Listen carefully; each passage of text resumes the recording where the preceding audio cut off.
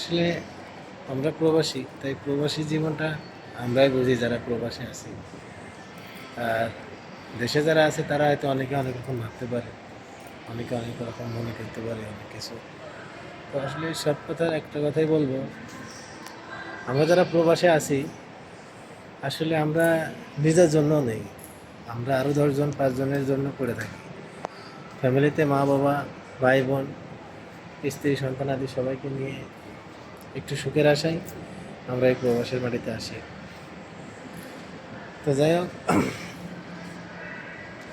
আমরা সবার জন্য দোয়া করি এবং সকলে আমাদের জন্য দোয়া করবেন যে আমি ভালো থাকি। আমরা প্রবাসে যারা আছি আমাদের হাজার মেহনতের পরেও যাতে একটু সুখে শান্তিতে থাকতে পারি, মা বাবাকে নিয়ে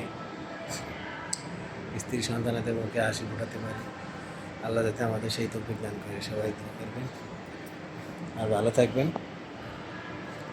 আল্লাহ হাফিজ।